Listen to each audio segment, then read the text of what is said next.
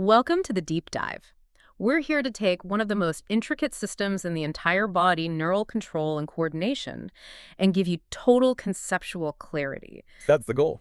Today's mission is to really dissect the very fabric of communication within us, moving from the fastest electrical impulse you can imagine right up to the colossal architecture of the human brain.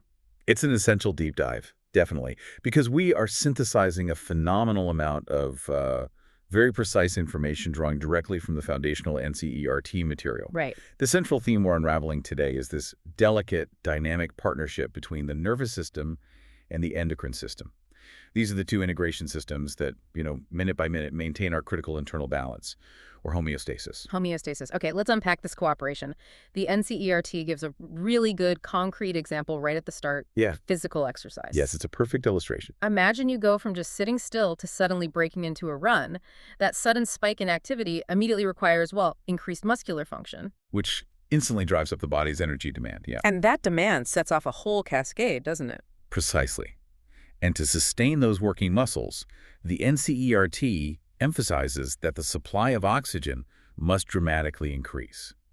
And this isn't just a local thing. It demands synchronized action across multiple, really diverse organ systems. We're talking instant synchronization. Your lungs have to ramp up the respiration rate, sometimes quite dramatically. Your heart has to increase its beat rate, its pumping strength. And the blood vessels need to adjust blood flow, right? Shunting blood away from, say, digestion. Exactly.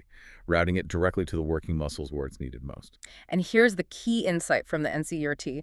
The functions of the muscles, the lungs, the heart, the blood vessels, even the kidneys managing fluid balance, they must be coordinated instantly. They have to interact, complement each other's functions so seamlessly that the whole system operates as one single unit. That seamless interaction is coordination. It's remarkable, really. And even when you stop exercising, it's not like everything just shuts down. The body manages a gradual, controlled return to the resting state. So what controls this stunning level of moment-to-moment synergy? Well, it's the joint effort of those two great integration systems we mentioned. First, you've got the neural system. The NCERT describes this as providing an organized, high-speed network. Like an electrical superhighway? Exactly. It delivers incredibly quick point-to-point electrical connections for that rapid, immediate coordination needed during exercise, for instance. And the second system? That's the endocrine system. This is the chemical integration side. It uses hormones, which are chemical messengers traveling through the bloodstream. Now, this provides slower, but much more sustained and widespread regulatory control. Think growth, metabolism, that kind of thing. Okay, so two systems working together. But today, our focus is intensely on that rapid electrical side, the neural system. That's right. We'll move step by step through the architecture of the human neural system, then dive into the microscopic mechanics of the single neuron, the real workhorse, and finally scale all the way up to the complex, protected architecture of the brain itself. Okay, let's start that journey with the structure. Section 1, the neural system hierarchy. To understand the whole system, we really have to start with the fundamental unit, the neuron. Absolutely. The neuron is this highly specialized cell capable of detecting, receiving, and transmitting different kinds of stimuli. It is without a doubt the structural and functional cornerstone of the entire system. But before we dive into the human system, the NCERT gives a little evolutionary context, which I think is helpful. It is, yeah. It helps appreciate the complexity. If you look at lower invertebrates, something like a hydra. Like a jellyfish relative. Sort of, yeah. Simple organism, it has a neural system, but it's very basic. Just a diffuse network of neurons spread out. There's no central command center, no brain to speak of. Just a net. Pretty much. But then you move up the ladder to, say, insects. The NCERT points out the organization sharpens dramatically. You see the emergence of a centralized brain, these clusters of nerve cells called ganglia in different body segments, and much better defined neural tissues. And then naturally, vertebrates, including us humans, possess the most highly developed, interconnected, and, intricate neural system by far. Definitely. And to organize this complexity, the NCERT divides the human neural system, or HNS, into two main operating theaters. Makes it easier to grasp. Okay, what are they? First is the central neural system, usually it's called the CNS. This is the ultimate command center. It consists only of the brain and the spinal cord. The big bosses. You could say that. Its singular role is high-level information processing, decision-making, and control. Everything originates or is processed here. And the second part? That's the peripheral neural system, or PNS. Think of this as the vast network of communication lines. Basically all the nerves that are associated with and extend out from the CNS, from the brain and spinal cord. So it connects the CNS to everything else. Exactly. It acts as the body's comprehensive traffic system, carrying messages back and forth. Okay, traffic. So does the traffic flow in different directions? Yes, absolutely crucial distinction. The NCERT emphasizes distinguishing between the two types of PNS nerve fibers because this defines the flow of information. Right. What are they? First, we have the afferent fibers. You used a great mnemonic earlier. A for arriving. Right. Arriving at the CNS. Precisely. These fibers are essentially the sensory input lines. They carry nerve impulses from the peripheral tissues and sensory organs, your skin detecting touch, your eyes detecting light, muscles reporting their position to the CNS for analysis. They tell the brain what's happening out there and in there. Reporting for duty.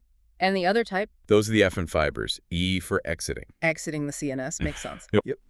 These carry the command signals, the instructions. They transmit regulatory impulses from the CNS, the process, response, or decision, out to the peripheral tissues and what we call effector organs like muscles and glands, telling them how to react. Move this muscle, release that hormone. Okay, so afferent is input, efferent is output. But the PNS itself, it isn't just one big bundle of wires, is it? The NCERT mentions functional subdivisions. That's right. Based on what targets these nerves control, we can further divide the PNS. First, there's the somatic neural system. Somatic, like a body? Kinda, yeah. It primarily focuses on voluntary control. It relays impulses specifically from the CNS to your skeletal muscles, the ones you consciously control. Picking up a pen, deciding to walk, talking. That's your somatic system in action. Okay, the voluntary stuff. What about the stuff we don't consciously control? My heart beating right now, for example. That's the domain of the powerhouse of unconscious control. The autonomic neural system, or ANS.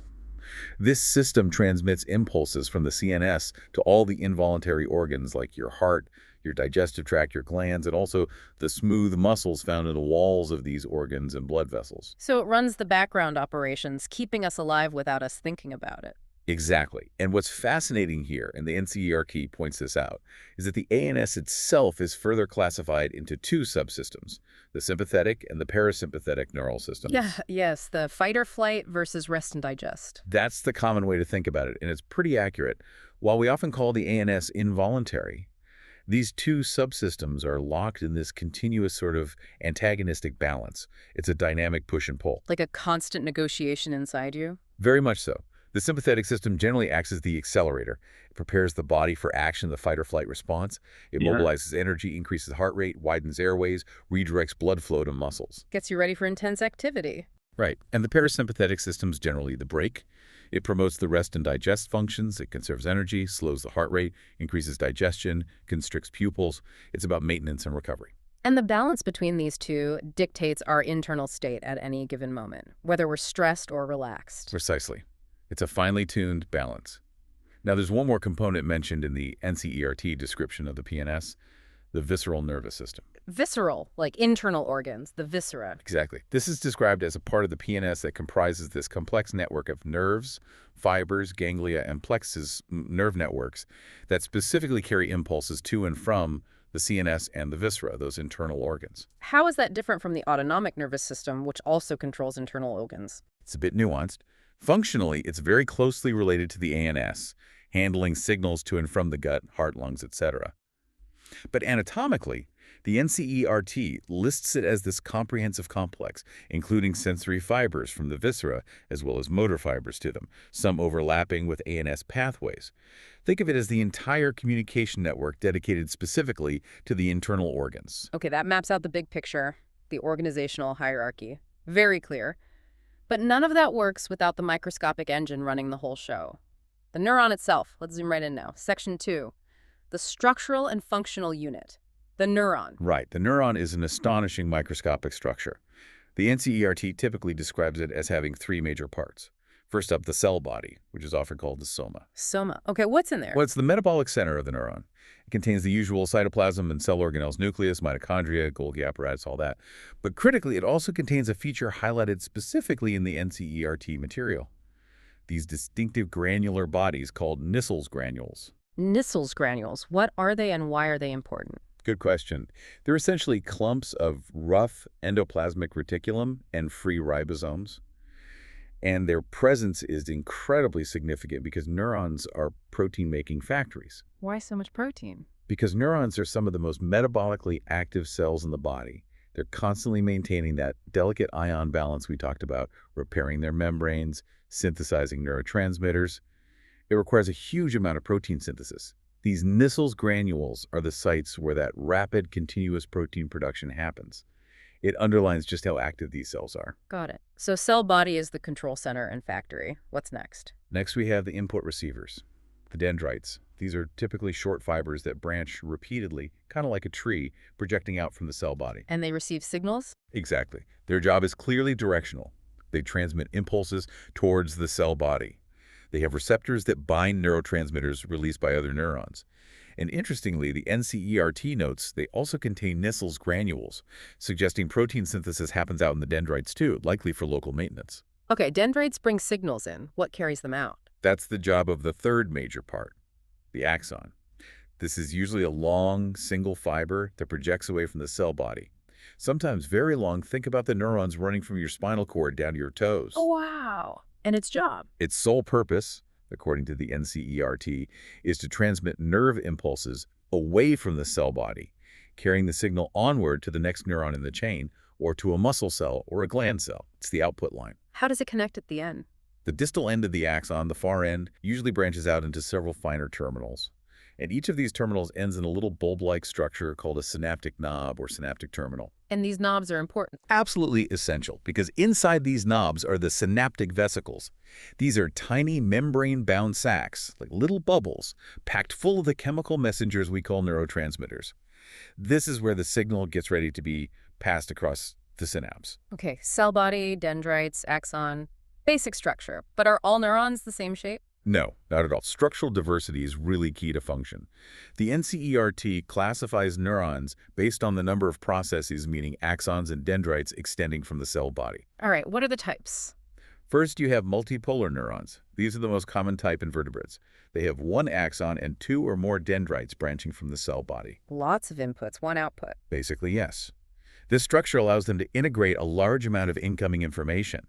Because of this capacity, the NCERT specifically mentions they are the dominant type found in the brain's high-level processing regions like the cerebral cortex. Makes sense for complex processing. What else? Then there are bipolar neurons. These are much simpler structurally. They have just one axon and one dendrite, typically extending from opposite ends of the cell body. One input, one output, more direct. Exactly. They often act as straightforward relays. The NCERT specifically cites their presence in specialized sensory pathways, notably in the retina of the eye, where they transmit signals from photoreceptor cells, and also in the olfactory epithelium for smell. Okay. Any other types? Yes, there are also unipolar neurons. In these, the cell body has only a single process, a single axon extending from it. This axon then typically splits into two branches, one acting like a dendrite receiving signals, the other transmitting them onward. Where do you find those? The NCERT notes these are usually found in the embryonic stage. In adult humans, they're mainly found as sensory neurons in the peripheral nervous system, with their cell bodies located in ganglia just outside the spinal cord. They're single process splits, with one end going out to the sensory receptor, like in the skin, and the other heading into the spinal cord. Interesting. So structure varies. Now, you mentioned speed earlier. Does anything about the axon itself affect how fast the signal travels? Oh, absolutely. This is critical. It comes down to insulation, specifically whether the axon is myelinated or not. This brings us to the two main axon types based on sheathing. Okay, let's hear about them. First, we have myelinated fibers. These are axons that are tightly wrapped by specialized glial cells. In the peripheral nervous system, these are Schwann cells. In the central nervous system, they're called oligodendrocytes. And what do these cells do? They wrap themselves around the axon multiple times, laying down layer upon layer of their fatty cell membrane. This forms a thick insulating coating called the myelin sheath. Think of it like the plastic insulation around an electrical wire. Insulation, so it prevents the signal from leaking out. Precisely. And it dramatically increases the speed of transmission. But crucially, this myelin sheath isn't one continuous coating.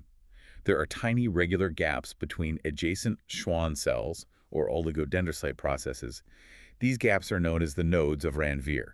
Nodes of Ranvier? Why are the gaps important? We'll get into exactly why when we discuss impulse conduction, but they're essential for the high-speed transmission mechanism. These fast myelinated fibers are found in the critical long-distance communication lines, like the spinal nerves connecting your brain to your body and the cranial nerves. Speed is paramount there. Okay, myelinated means fast. What's the alternative? The alternative is non-myelinated fibers.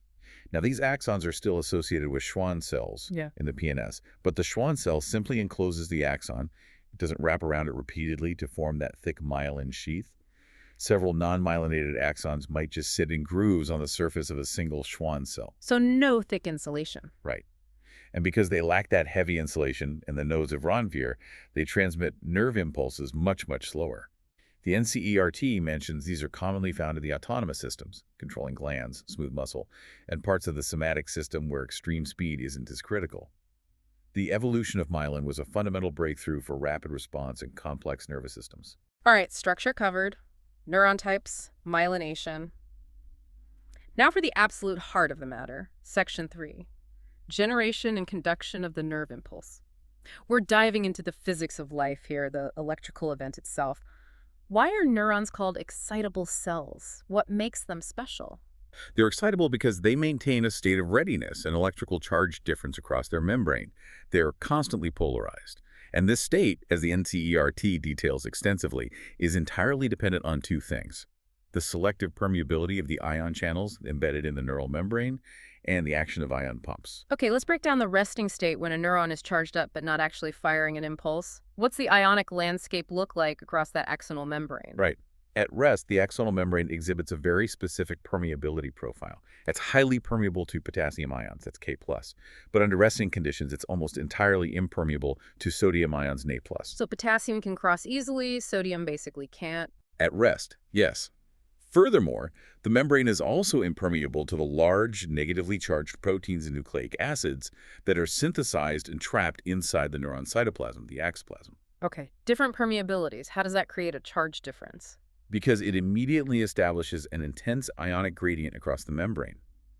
Due to the cell's metabolism and past activity, inside the axoplasm, you have a high concentration of potassium ions, K+, and a high concentration of those trapped, negatively charged proteins. High potassium and negative stuff inside. Correct. Conversely, in the extracellular fluid outside the axon, there's a very low concentration of potassium ions, but a massive concentration of sodium ions, Na+. There's also a high concentration of chloride ions, Cl-, outside. So lots of sodium outside, lots of potassium inside. Wouldn't they just naturally diffuse down their concentration gradients to balance out? Potassium out, sodium in. They would, and potassium does leak out slowly down its gradient because the membrane is permeable to it. But sodium can't really leak in. More importantly, the neuron actively fights this tendency to maintain that crucial resting state. It uses an incredibly important energy-demanding piece of molecular machinery embedded in the membrane. The famous pump. The very famous sodium-potassium pump. This isn't passive diffusion. This is active transport. Yeah. It burns energy in the form of ATP constantly, relentlessly, to maintain that gradient. And what does it do specifically? For every cycle, it actively transports 3 sodium ions, Na+, outwards, kicking them out of the cell against their concentration gradient. And in the same cycle, it pumps only 2 potassium ions, K+, back into the cell, also against their concentration gradient. 3 positive charges out, only 2 positive charges in. That's a net loss of positive charge from the inside on every cycle. Exactly. That slight imbalance created by the pump is absolutely critical. That net outward movement of positive charge, combined with the potassium leak channels allowing positive K+ to leave, and the trapped negative proteins inside, results in the outer surface of the axonal membrane possessing a net positive charge relative to the inside. An inner surface is therefore negative. Right. The inner surface accumulates a net negative charge. This electrical potential difference across the resting membrane is called the resting potential. Its typical value is around negative 70 millivolts, meaning the inside is 70 milliV more negative than the outside. The neuron is polarized, charged like a tiny biological battery, just waiting for a trigger. Okay, the battery's charged. Now the trigger gets pulled. A stimulus arrives. Let's talk about the massive event. The action potential, also known as depolarization. How does the impulse generation mechanism fundamentally change that membrane state at, say, site A? Right. When a stimulus of sufficient strength, we call this the threshold stimulus, is applied to the membrane at site A, it causes a dramatic change. Special protein channels called voltage-gated sodium channels, which were closed at rest, suddenly snap open. Voltage gated, meaning the change in voltage triggers them. Yes, the initial small depolarization caused by the stimulus reaches a threshold voltage, and that triggers these specific channels to open wide. And when they open, the membrane at site A suddenly becomes thousands of times more permeable to sodium ions than it was at rest. And remember, there's tons of sodium outside, and it's negative inside. Exactly. So you get a rapid, almost explosive influx of positively charged Na+ ions rushing into the cell at site A. They're driven by both the huge concentration gradient, high net outside, low inside, and the electrical gradient, positive outside, negative inside. So a flood of positive charge comes rushing in. What does that do to the membrane potential? It causes a dramatic and immediate reversal of polarity at that specific spot. The inner side of the membrane at site A flips from being negative 70 millivolts to becoming positive, maybe reaching positive 30 or 40 millivolts. Simultaneously, the outer surface at site A flips from positive to negative relative to the inside. The membrane at site A is now depolarized. Wow. So that rapid electrical spike, that transient reversal of the resting potential from negative to positive and back down, that is the action potential. That electrical potential difference during this depolarized state is the action potential. As defined by the NCERT, this is the nerve impulse itself. It's a wave of depolarization. And this is also where the all-or-nothing principle comes in, which is fundamental. All or nothing. Yes. If the initial stimulus is too weak, if it doesn't depolarize the membrane enough to reach that threshold voltage, the voltage-gated sodium channels don't open and nothing happens. No action potential. But if the stimulus does reach the threshold, the action potential fires completely with the same amplitude, the same size spike, every single time. It doesn't matter if the stimulus just barely crossed the threshold or was way stronger. The resulting action potential is always the same size for a given neuron. So the signal doesn't get weaker as it travels, it's reliable. Exactly. The strength of the original stimulus is coded not by the size of the action potential, but by the frequency of firing, how many action potentials are generated per second. A stronger stimulus causes more frequent firing. This ensures the signal is transmitted faithfully without degradation. Okay, so we've fired the action potential at site A. The membrane is depolarized there. But how does this signal move? How does it get conducted along the entire length of the axon to the other end? Conduction. The depolarization at site A creates a local electrical circuit. Because site A's inner surface is now positive, and the adjacent area, let's call it site B, is still at the negative resting potential, a local current flows on the inner surface of the axon, from the positive site A towards the adjacent negative site B. Positive charges moving towards the negative region inside. Right. And to complete the circuit, on the outer surface, the current flows in the opposite direction, from the positive site B, which is still at rest, back towards the now negative site A, which is depolarized. Okay, a local circuit is formed. How does that move the impulse? That flow of current is critical. The inward current flow at site B slightly depolarizes the membrane there. If this depolarization reaches the threshold voltage, it triggers the voltage-gated sodium channels at site B to open. So the whole process repeats. Exactly. Sodium ions rush into site B, reversing its polarity, generating a new, full-blown action potential at site B. And now site B is positive inside, and the area further down, site C, is still negative. So a new local circuit forms between B and C, and the process repeats, propagating the action potential step by step along the axon like a wave. A wave of depolarization traveling down the nerve fiber. Precisely. And the previously depolarized area, site A, is already starting to recover behind the wave, which we'll get to in a moment. Now hold on. You mentioned myelinated axons are much faster. How does that fit into this conduction model? Does the wave just travel faster? It's actually a different mechanism, made possible by the myelin and those nodes of Ranvier. This is called saltatory conduction. Saltatory, like jumping. Exactly. Saltare means to leap in Latin. In myelinated fibers, the thick myelin sheath acts as a really good electrical insulator. It prevents significant ion leakage across the membrane in the myelinated segments. Also, the voltage-gated sodium channels are heavily concentrated only at the nodes of Ranvier, those gaps in the myelin. So the action potential can't really happen under the myelin. Correct. Instead, when an action potential occurs at one node, say node A, the resulting influx of sodium ions creates that local current flow we talked about.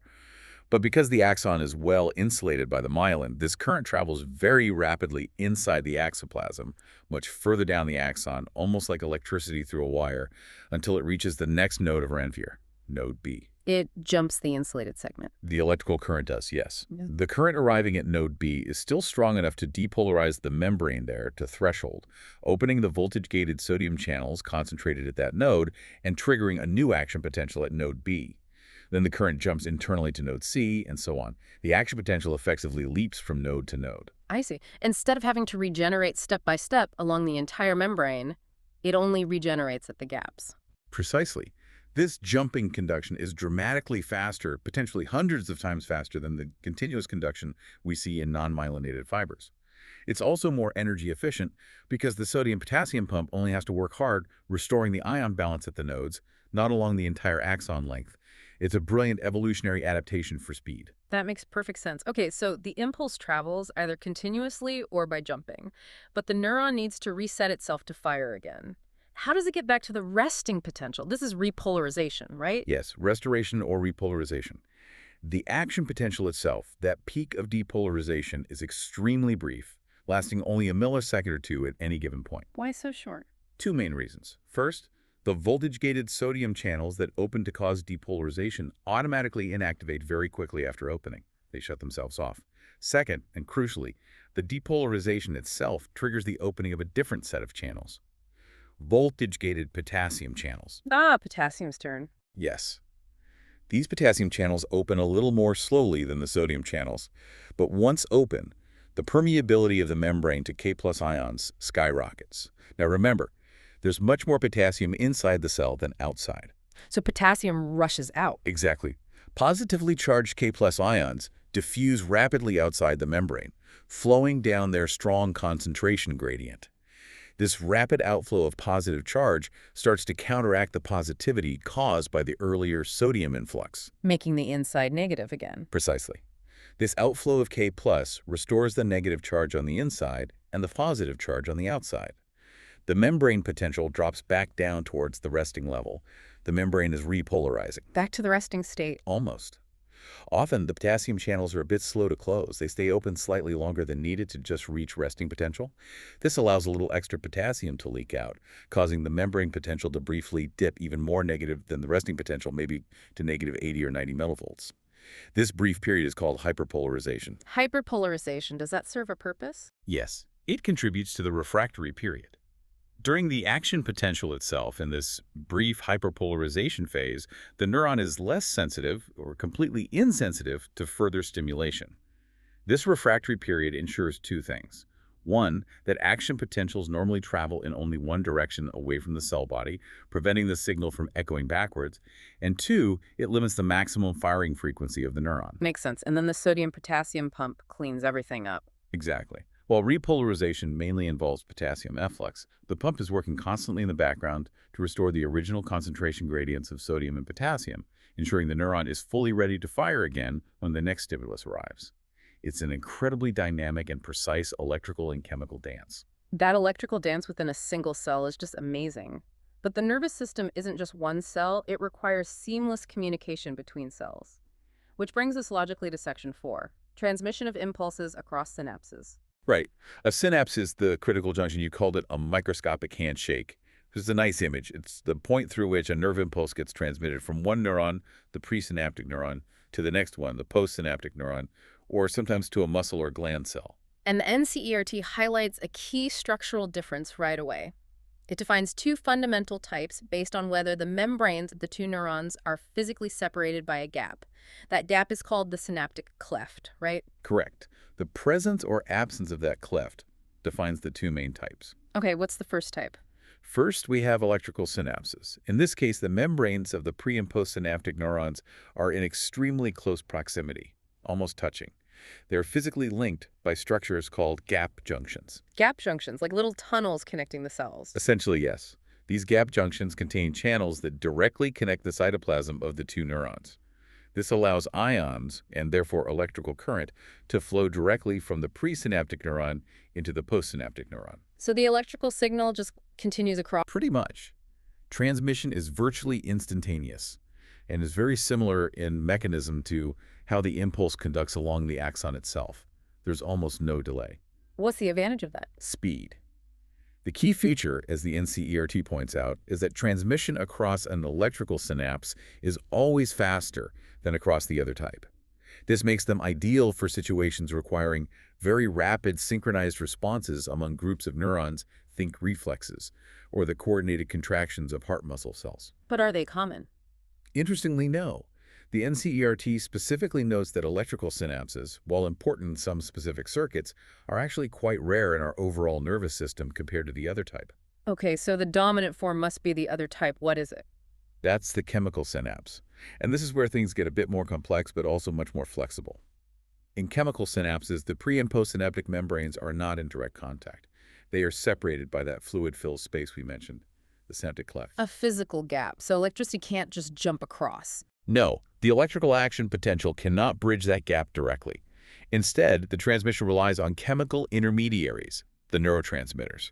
Remember those chemicals stored in the synaptic vesicles within the axon terminal? Ah, yes. They come into play here. They are the stars of the show at a chemical synapse.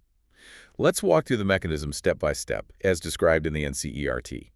It starts naturally with the action potential arriving at the axon terminal of the presynaptic neuron. Okay, impulse arrives. Step 1. Step 1. The arrival of the action potential at the axon terminal triggers the opening of voltage-gated calcium channels, K2+, located in the terminal membrane. Calcium channels this time, not sodium. Correct. Calcium channels are key here. Step 2. Because there's a much higher concentration of calcium ions outside the neuron than inside, calcium ions, K2+, rush into the axon terminal down their electrochemical gradient. Okay, calcium floods in. Step 3. Step 3. This influx of calcium acts as the critical intracellular signal. It triggers the synaptic vesicles, those little bubbles filled with neurotransmitters, to move towards the presynaptic membrane. They then fuse with this membrane. They merge with the outer edge of the neuron terminal. Exactly. Step 4.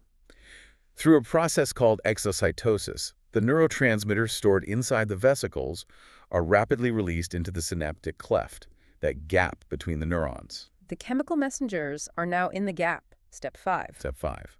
Once released, these neurotransmitter molecules diffuse across the short distance of the synaptic cleft. On the other side, on the membrane of the postsynaptic neuron, there are specific receptor proteins embedded in the membrane. These receptors have binding sites perfectly shaped to fit specific neurotransmitter molecules, like a lock and key. The neurotransmitter binds to its specific receptor. The chemical message is received. Step 6. Step 6. This binding event is the moment of signal transduction, converting the chemical signal back into an electrical one, or at least an electrical change. The binding causes the receptor protein to change its shape. Often, these receptors are ion channels, ligand-gated ion channels, or they are linked to ion channels. The shape change opens these channels. Letting ions flow across the postsynaptic membrane now. Precisely. Step 7. This allows specific ions like sodium or potassium or chloride, depending on the neurotransmitter and receptor type, to flow into or out of the postsynaptic neuron. This ion flow changes the membrane potential of the postsynaptic neuron, generating a new potential called a postsynaptic potential, PSP. A new potential. Does this always cause the next neuron to fire an action potential? No. And this is where the incredible flexibility and computational power of chemical synapses comes in. That new potential generated in the postsynaptic neuron isn't always enough to reach threshold. More importantly, it can be either excitatory or inhibitory. Excitatory or inhibitory? What determines that? It depends entirely on the specific neurotransmitter released and the type of receptor it binds to on the postsynaptic membrane, and therefore which type of ion channel opens. Okay, give me an example of excitatory. Sure. If the neurotransmitter, a common example is acetylcholine at the neuromuscular junction, or glutamate in the brain binds to receptors that open channels permeable to positive ions like sodium, Na+, then sodium will rush in. This influx of positive charge makes the inside of the postsynaptic membrane less negative, moving it closer to the threshold for firing an action potential. This depolarization is called an excitatory postsynaptic potential, or EPSP. Okay, EPSP pushes it towards firing. What about inhibitory? If a different neurotransmitter, common examples are GABA, gamma-aminobutyric acid, or glycine binds to receptors that open channels permeable to negative ions like chloride, Ca-, then chloride will rush in. Or sometimes they might open channels that let positive potassium K+ flow out. Either way, the effect is to make the inside of the postsynaptic membrane more negative, moving it further away from the threshold. This hyperpolarization is called an inhibitory postsynaptic potential, or IPSP. So an IPSP makes it harder for the neuron to fire. Exactly. It actively inhibits firing. Now imagine a single neuron in your brain receiving input from thousands of other neurons simultaneously through thousands of synapses. Some of these inputs might be generating EPSPs, others might be generating IPSPs. A constant barrage of fire and don't fire signals. Precisely. The neuron cell body has to integrate or sum up all these incoming EPSPs and IPSPs arriving at different places and times. If the overall sum of the excitatory potentials minus the inhibitory potentials is enough to depolarize the start of the axon hillock, to threshold, then and only then will the postsynaptic neuron fire its own action potential. Wow. So it's not just passing the signal along, it's performing a complex calculation. Absolutely. This process, called synaptic integration, is the basis of all neural computation, learning, memory, decision-making. The ability to modulate signals, to excite or inhibit, is what gives the nervous system its incredible power and flexibility, far beyond what simple electrical synapses could achieve alone. Having covered that intricate microscopic communication, let's finally scale up to the ultimate information processing organ itself. Section 5, the central neural system, CNS, focusing on the brain. Right, the brain. It truly is the definitive command and control system for the entire body. The NCERT outlines its incredibly comprehensive list of functions, which, as you said, span far beyond just conscious thought. Yeah, it's staggering. It controls all our voluntary movements, like walking or playing an instrument. It manages our body balance and posture, coordinating input from our eyes, ears, and muscles. And crucially, it regulates every vital involuntary organ: the lungs for breathing, the heart for circulation, the kidneys for waste and fluid balance. These run constantly in the background, managed by brain centers. It also handles all our internal regulation and basic drives. The NCERT lists thermoregulation, maintaining our body temperature, Our internal thermostat, essentially. the fundamental urges for hunger and thirst, and even control over our daily circadian rhythms, that 24-hour sleep-wake cycle. Absolutely. And then, of course, there are the higher cognitive functions. The brain is the site for processing all sensory input: vision, hearing, touch, taste, smell. It's where language is understood and produced, speech. It's the seat of memory, intelligence, emotions, and abstract thoughts.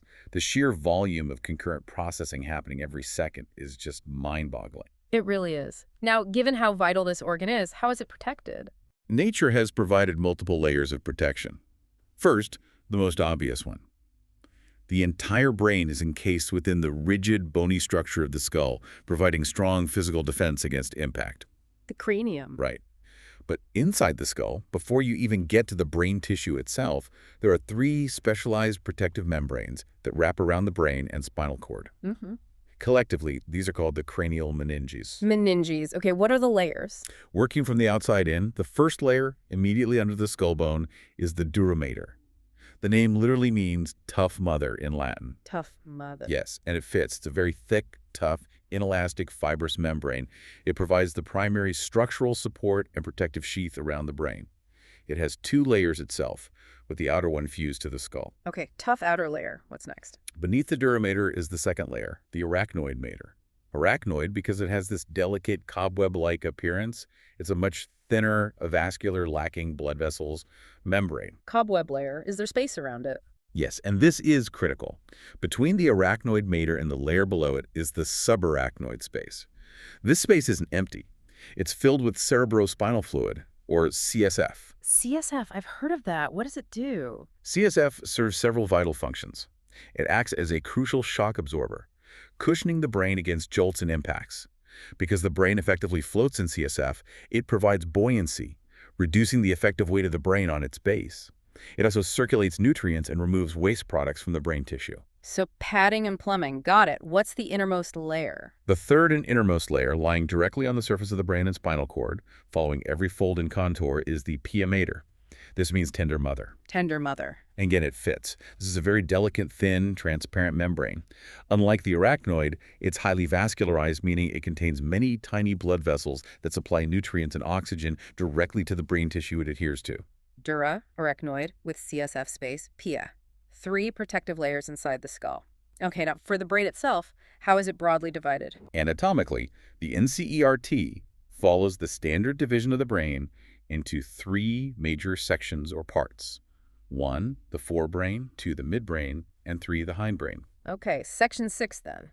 Let's dedicate this to really dissecting the anatomy and function of those major divisions, starting with the biggest and most prominent part, the forebrain. What does that consist of? The forebrain is the largest and most complex part, especially in humans. It consists of three main structures: the cerebrum, the thalamus, and the hypothalamus. Let's start with the cerebrum. That's the big, wrinkly part we usually picture when we think of the brain, right? Exactly. The cerebrum is the dominant structure, making up the bulk of the brain's mass. It's divided longitudinally down the middle by a deep groove or fissure into two halves, the left and right cerebral hemispheres. Two halves, left and right brain, are they separate? They look separate, but they are intricately connected and communicate constantly. Deep within that central fissure lies a massive tract, a bundle of nerve fibers called the corpus callosum. Corpus callosum. Yes, this structure is absolutely vital. It acts as a huge communication bridge, allowing the left and right hemispheres to share information, coordinate activities, and ensure we perceive and interact with the world in a unified way. Cutting it has some very interesting effects. I bet. Now, what about that wrinkled outer layer of the cerebrum? That's the cerebral cortex. This is the outermost layer of cells covering both hemispheres. It's remarkably thin, only a few millimeters thick, but it's highly, highly folded into ridges, called gyri, and grooves, called sulci, Why all the folds? purely to increase the surface area. These folds dramatically expand the amount of cortical tissue that can be packed into the limited volume of the skull. More surface area means more neurons, more connections, and ultimately more processing power. The NCERT refers to this cortical layer as gray matter. Gray matter. Why gray? It appears grayish in unstained brain tissue because it's densely packed with neuron cell bodies, dendrites, unmyelinated axons, and glial cells. It lacks the whitish myelin that covers the long-distance axon tracts found deeper inside. This gray matter cortex is where the highest level processing occurs. Okay, the cortex is the processing layer. Is it all the same, or does it have different jobs in different areas? Oh, it's highly specialized. The cerebral cortex is functionally mapped into different areas. It contains specific motor areas that initiate and control voluntary movements. It has distinct sensory areas that receive and process input from our senses: vision in the back, hearing on the sides, touch towards the top. Motor and sensory areas. What else? Crucially, large portions of the cortex, especially in humans, are designated as association areas. These are regions that are not primarily sensory or motor. What do they do then? They are responsible for the most complex cognitive functions.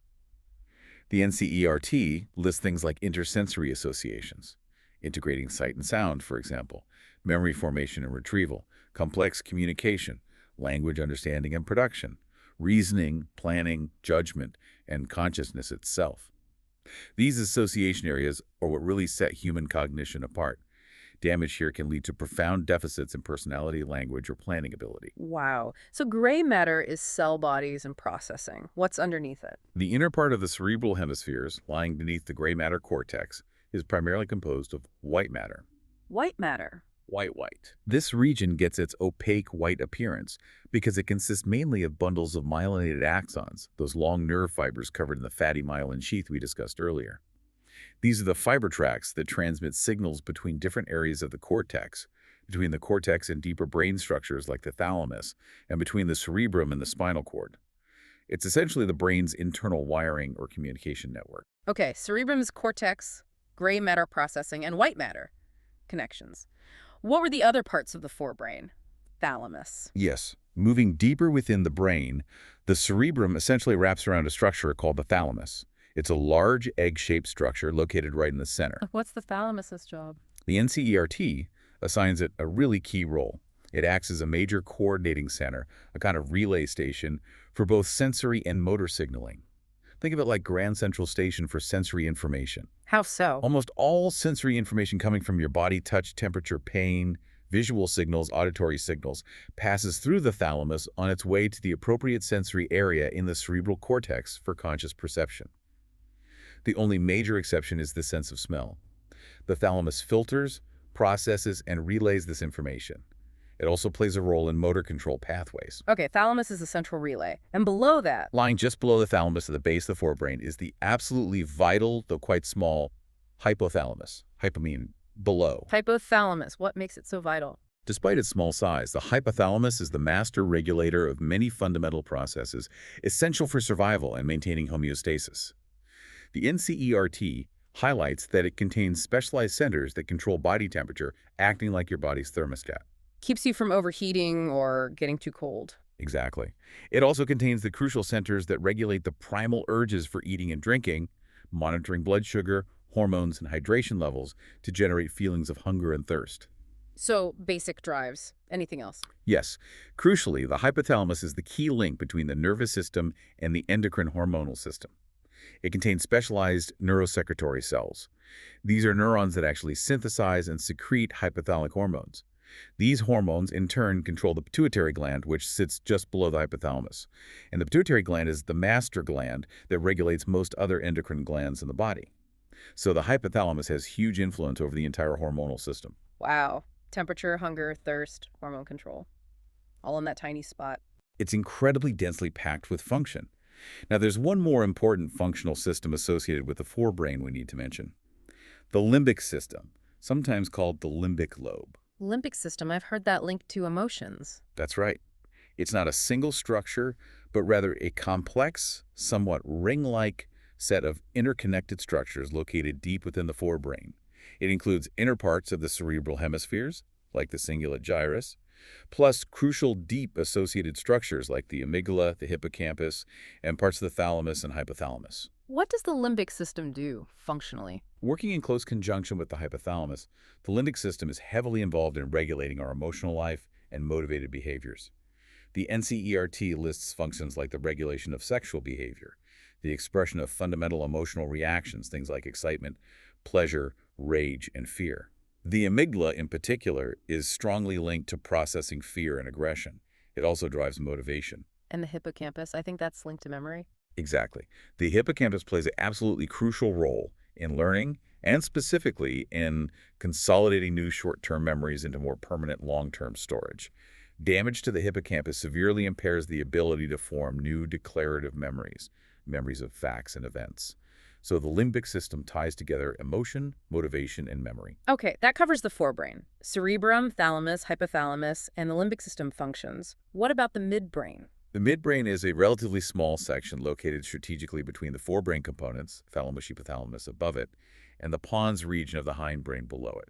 It acts as a crucial connection point. What structures are in the midbrain? A key feature is a narrow canal called the cerebral aqueduct, which passes through the midbrain, connecting the third and fourth ventricles, fluid-filled spaces of the brain, allowing CSF to flow. Structurally, the NCERT highlights that the dorsal back portion of the midbrain consists mainly of 4 round swellings or lobes, known collectively as the corpora quadrigemina. Corpora quadrigemina. 4 bumps. What do they do? The 2 superior upper bumps are involved in visual reflexes, like automatically turning your head towards a sudden movement in your peripheral vision. The 2 inferior lower bumps are part of the auditory pathway, involved in auditory reflexes, like the startle response to a loud noise. The midbrain also contains other nuclei involved in motor control and regulating consciousness. So, mainly reflexes and connections. That leaves the hindbrain. What's down there? The hindbrain, located at the base of the brain, continuous with the spinal cord, is composed of 3 vital components: the pons, the cerebellum, and the medulla oblongata. Let's take them one by one. The pons. The pons lies just above the medulla and in front of the cerebellum. The word pons means bridge. A bridge. Yes, and functionally that's largely what it is. The NCERT states it consists predominantly of fiber tracks. These tracks act as a massive communication relay station, interconnecting different regions of the brain. Specifically, it relays signals between the forebrain, cerebrum, and the cerebellum, and also contains nuclei that help regulate breathing, working along with centers in the medulla. Okay, pons is a relay bridge. What about the cerebellum? That's the structure at the back, right? Looks like a smaller version of the cerebrum. It does, yes. Located at the back, underneath the occipital and temporal lobes of the cerebrum. And like the cerebrum, the cerebellum has a highly convoluted, folded surface. More folds for more surface area. Exactly the same reason. This folding provides additional space for a tremendous number of neurons. Although it's smaller than the cerebrum, the cerebellum contains perhaps even more neurons. Wow. What does the cerebellum do? It's not for conscious thought, right? No, not conscious thought. Its function is absolutely critical for smooth, coordinated voluntary movement, posture, and balance. It doesn't initiate movement, that's the cerebrum's job, but it fine-tunes it. The NCERT mentions it integrates sensory information, particularly from the auditory system, and crucially from the semicircular canals of the inner ear, which monitor head position and movement, along with information about body position from muscles and joints. So it knows where your body is and what it's doing. Precisely. And it compares the intended movement from the cerebrum with the actual movement from sensory feedback and sends corrective signals back to the motor cortex and down the spinal cord. This ensures movements are accurate, smooth, and coordinated. Without a properly functioning cerebellum, voluntary movements become clumsy, jerky, and uncoordinated, a condition called ataxia. It's also involved in learning motor skills. Essential for coordination, then. Okay, last part of the hindbrain, the medulla oblongata. Or often just called the medulla. This is the lowermost part of the brainstem, connecting directly and continuously with the spinal cord as it exits the skull. Anatomically, it's the transition zone. And functionally, is it just a pathway? Oh no, it's far more than that. The medulla is arguably the most vital center for immediate survival. It contains essential autonomic reflex centers that control fundamental life-sustaining functions, things we absolutely must do unconsciously to stay alive. Like what? The NCERT lists the control centers for respiration, regulating the rate and depth of breathing. It contains the cardiovascular centers regulating heart rate, blood pressure by controlling blood vessel diameter, and it controls gastric secretions and other reflexes like vomiting, coughing, sneezing, and swallowing. Wow. All the absolute basics for life. Exactly. Damage to the medulla is often fatal, precisely because these fundamental homeostatic control centers reside there. You could survive severe damage to parts of the cerebrum, but not the medulla. Understood. Now, I've heard the term brainstem. What does that refer to specifically? Good question. The brainstem isn't one of the three main divisions, fore, mid, hindbrain, but rather a crucial anatomical and functional unit. It's typically defined as being composed of the midbrain, the pons, and the medulla oblongata, basically everything connecting the cerebrum and cerebellum to the spinal cord. So midbrain plus most of the hindbrain, excluding the cerebellum. Correct. It acts as the essential conduit, the main highway, for nearly all sensory information ascending up to the forebrain and nearly all motor commands descending down to the spinal cord in the body. It also contains numerous important nuclei controlling consciousness, sleep, and those vital functions we just discussed in the medulla and pons. It anchors the higher brain structures to the spinal cord. Okay. Let's try and synthesize this. That was an incredible journey through the nervous system. We covered immense ground, really, moving from that tiny, fundamental 3-sodium out, 2-potassium in pump, maintaining the neuron's resting state. All the way through the blazing speed of saltatory conduction jumping down a myelinated axon. To mapping the intricate command centers in the brain, the cerebrum for thought, the cerebellum for coordination, the brainstem for survival, governing literally everything from basic breathing to our most abstract intelligence. I think the core takeaway, consistently emphasized in the NCERT material, is the absolute precision required for life at every level. We see reliance on physical structure, myelin for speed, the meninges for protection, specialized cortical areas for cognition. But every single function ultimately returns to that initial ionic and chemical precision. Yeah, that balance of sodium and potassium, the release of neurotransmitters. Exactly. The quick point-to-point electrical neural system is always underpinned and modulated by the sustained chemical reality of the synapse. And we highlighted how functional mapping within the brain dictates so much of who we are.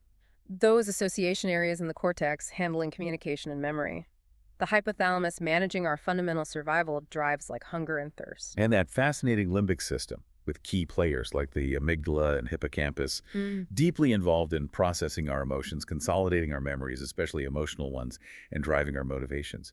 The sheer ability to coordinate all these diverse systems in real time is, well, it's the miracle of the nervous system. It truly is. Now, we detailed very carefully how specific ions, sodium, potassium, calcium, moving across membranes, create the electrical impulse, the action potential that governs life, dictating whether a neuron fires or remains silent. Yeah. Building on that, and on the integrated nature of the forebrain, we discussed particularly the connections between the hypothalamus, thalamus, and limbic structures. Consider this final provocative thought for you. Okay. If the hypothalamus, which detects and regulates basic physical drives like thirst, body temperature, and hunger, is so tightly interconnected with the limbic system structures like the amygdala and hippocampus, which process our emotional responses, motivation, and memory, then where precisely does the physical sensation of a bodily need, like thirst, actually end, and the conscious emotional motivation to seek water begin? Given that these systems managing basic physiology and complex emotion are housed together and communicate intimately within that tightly knit biological architecture described in the NCERT, can we truly draw a sharp line separating our most primal physical requirements from our most complex emotional decisions and resulting behaviors? Or are they fundamentally intertwined at the neural level? That's a fascinating question. Where does the physical urge blend into the emotional drive? An amazing system to contemplate indeed. We certainly invite you to review this material, perhaps explore the function of those incredible association areas in the cortex further, and continue learning about this fundamental biological process. Absolutely. Greetings. Great.